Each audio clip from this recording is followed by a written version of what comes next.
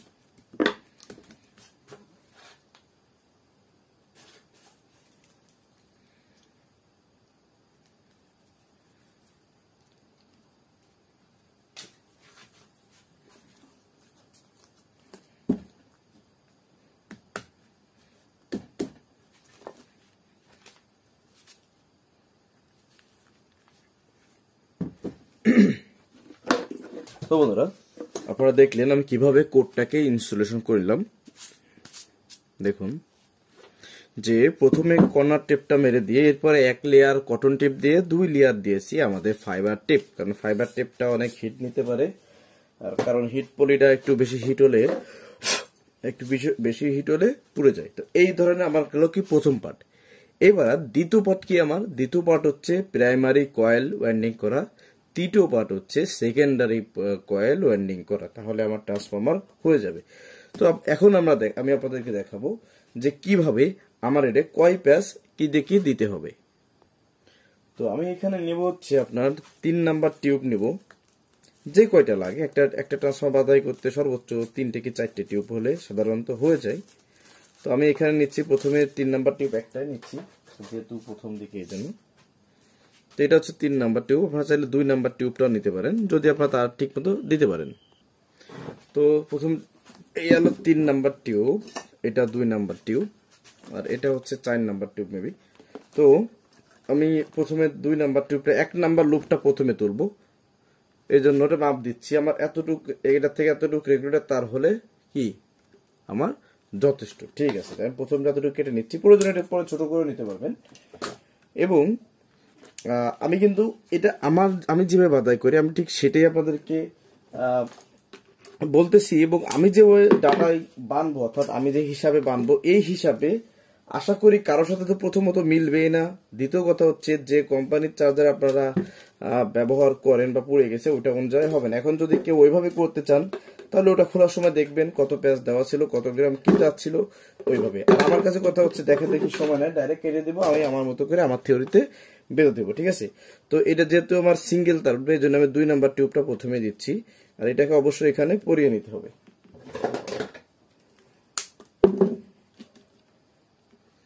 আর এটা কিন্তু আমি আগেই বলছি, এটা আমি আমার নিয়মটা আপনাদের মধ্যে শেয়ার করতেছি, এটা অন্য কারো কপি করা না, আমি জাস্ট এইভাবে বাধাই করি। আমার কাছে মনে হয়েছে আমার অভিজ্ঞতা থেকে যে এটাই আমার জন্য বেস্ট চয়েস। তো এখন দেখুন এখানে 2 টিউব কেন দিলাম, যেহেতু আমি লুপগুলো উপর থেকে উঠাবো। এই দেখুন এই ঠিক এইভাবে একটা ওয়াইন্ডিং আমার হবে। এই যে এখানে আপনারা আসলে এটা 5 নাম্বার টিউবের মতো লাগতেছে, 4 নাম্বার, সরি ভুলই হয়েছে আমার, এটা 5 নাম্বার টিউব। আপনারা 4 নাম্বার টিউবটা নিলে ভালো হবে। তো দেখুন প্রথমে আমি এটাকে একটু টেনে এখানে একটা প্যাচের মতো দিয়ে দিচ্ছি, ওই যে বললাম আমি জাস্ট আমার মতো করে এটা বাঁধি। এবং এই সাইডের এই তারটা আর এই সাইডের এই তারটা অবশ্যই সমান বরাবর রাখতে হবে, তাহলে প্যাচগুলো দিতে সুবিধা হবে। তো প্রথমে এটাকে একটু টেনে দিলাম, এই যে টেনে দেওয়ার পরে এখন এই যে কোডটা দেখতে পাচ্ছেন এই কোডটাতে অন্য অন্য করে যদি 10 পেজে যে ভোল্টেজ পাবেন এটাতে সেই ভোল্টেজ পাবেন, এটাতে 12-10, এটা মিনিমাম 12 থেকে 13 পেজ দেওয়া লাগবে।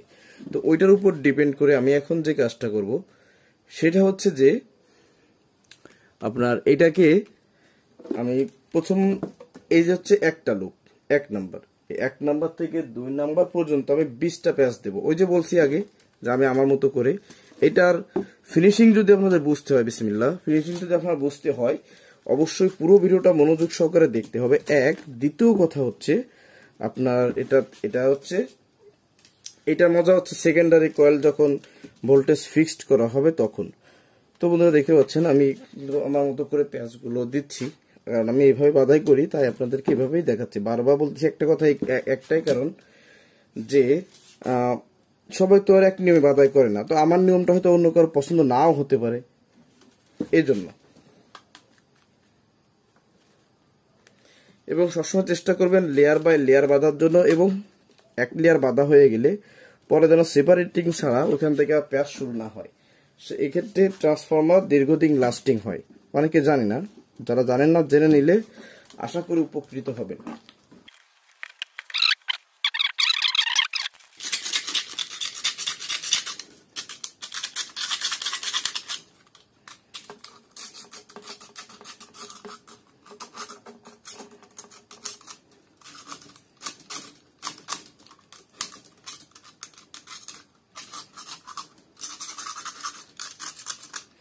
এগুলো অনেকে কেটেও ফেলেন, এখান থেকে দেখছি। না কেটে যদি এভাবে ঘষে এটা ভাঁজ করে নেওয়া যায় সেইভাবে নেবেন, তাহলে আপনাদের এটা ভালো হবে। তো দেখুন একটা ভাঁজ আমি দিয়ে দিলাম, এই দেওয়ার পর এটাকে ঠিক এরম ধরবো আমি, এই যে এই, এবার এইখান থেকে এই লুপটা আমি ঠিক এই পর্যন্ত 2 ভাঁজ করবো, এটাকে করে হালকা করে একটা প্যাচ দিয়ে নেব, ব্যাস। এই দেখুন এই একটা ভাঁজ দিলাম না। তো দেখুন আমি এখানে যেভাবে কাজ করি আশা করি সবার থেকে একটু হলেও ইউনিক হবে। এখানে কাউকে ছোট আর বড় হিসাবে দেখতেছি না, অবশ্যই নতুন কিছু আপনারা শিখতে পারবেন।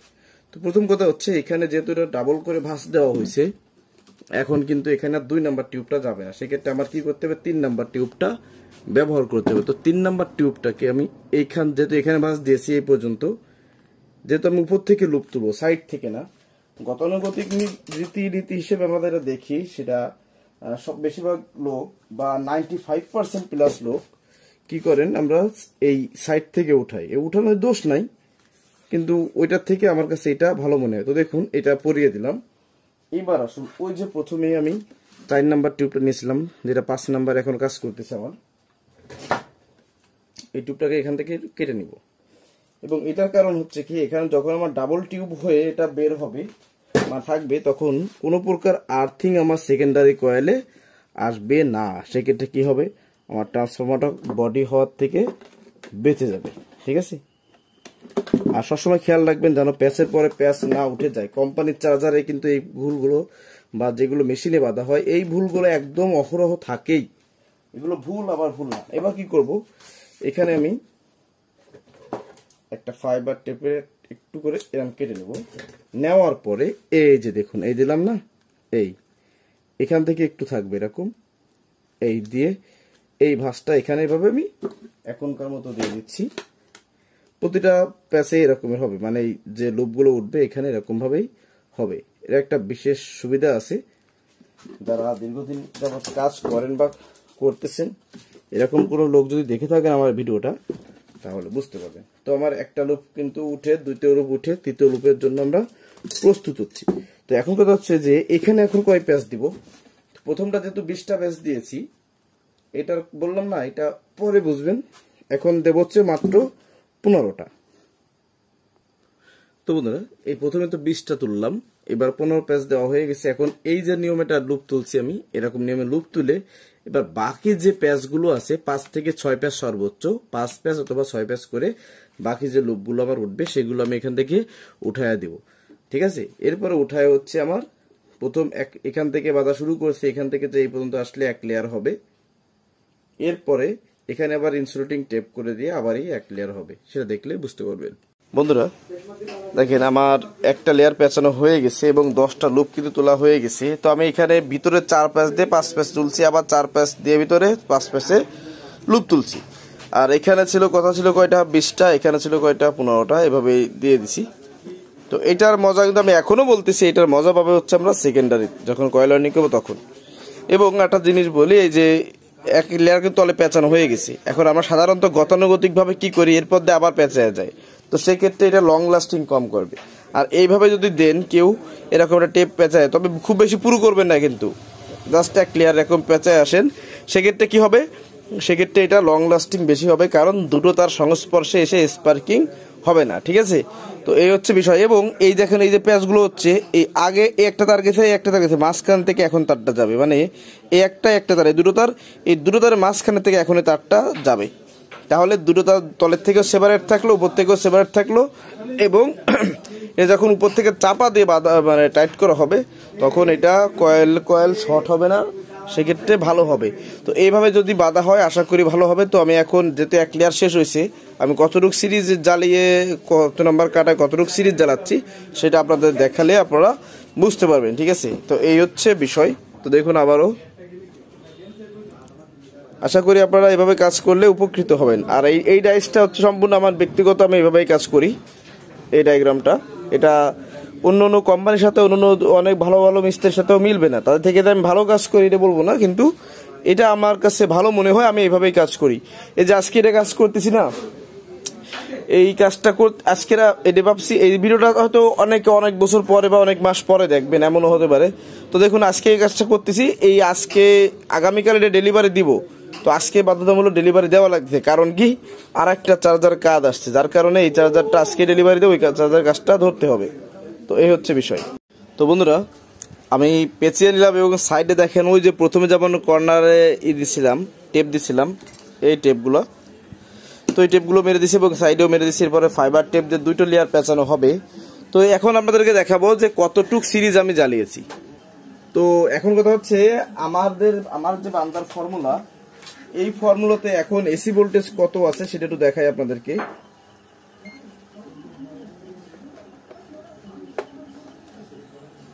$235 ভোল্ট, 35 ধরলাম, 35 ভোল্ট আছে এই মুহূর্তে। তো এই মেজারমেন্টটা 235-40, ন্যূনতম 35 টাকা লাগবে, 35 থেকে 40। তো প্রথমে আসুন, এটা রেগুলেটর কমন কোনটা, এটা তো এই কমন একটা লাগিয়ে দিলাম। আর হচ্ছে এই সাইডে 3 নাম্বারে আমি কতটুকু সিরিজ জ্বালাচ্ছি, এটা হচ্ছে মেইন ব্যাপার। 60 ওয়াট বাল্বে দেখুন 3 নাম্বারে সিরিজ কতটুকু জ্বলে, এই যে 3 নাম্বারে এতটুকু জ্বলতেছে, ব্যাস। এবার আসেন 10 নাম্বারে কতটুকু জ্বলছে এটাও দেখাই আপনাদেরকে। দেখেন 10 নাম্বার কিন্তু অনেকটা জ্বলতেছে, যদি 100 ওয়াট জ্বালাই সেটা অনেকটা জ্বলতেছে, দুটো মিলে জ্বালাই দেখুন দুটো মৃদু মৃদু জ্বলতেছে। তো এতটুকু মেজারমেন্ট হচ্ছে প্যাচ কমপ্লিট করতে হবে, ঠিক আছে। তো এখন হচ্ছে এটার ফাইবার টেপ দিয়ে আমাদের ওয়াইন্ডিং করতে হবে, কারণ প্রাইমারি সেকেন্ডারি ইনসুলেটিং এর পর হচ্ছে সেকেন্ডারি কয়েল আমরা কি করব, বাঁধানো শুরু করব। বন্ধুরা তো আমার হয়ে গেছে, বাঁধা হয়ে গেছে। তো আপনাদেরকে প্রথমে এসি ভোল্ট একটু মেপে দেখাই। 231 এসি ভোল্টে। তো 1 নাম্বার কাটায় আমার কত ভোল্ট আসছে দেখুন, এসি আসছে 64 ভোল্ট, 1 নাম্বারে 64 ভোল্ট আসছে। তো আমি এখন 2 নাম্বারে দেবো, 2 নাম্বারে কত ভোল্ট আমার আসতেছে। তো এই মধ্যে 2 নম্বরে আসতেছে হচ্ছে 68-69 ভোল্ট, 68-69 ভোল্ট আসতেছে আমার 2 নাম্বারে। তার মানে ভোল্টেজ যদি 235 থেকে 40 হয়, সেক্ষেত্রে সর্বোচ্চ 70-71 ভোল্ট যদি 2 নাম্বারে আমার চলে আসে, তো ব্যাটারি ভরপুর চার্জ হয়ে যাবে। আর যদি লো ভোল্টেজ থাকে তাহলে 3-এ দিলে ভরপুর মেকআপ হয়ে যাবে। এরপরও আমি 3 নাম্বারটা একটু চেক করে দেখাচ্ছি আপনাদেরকে। 3 নাম্বার কাটায় লাইন দিলাম। তো এখন দেখি কত ভোল্ট আছে,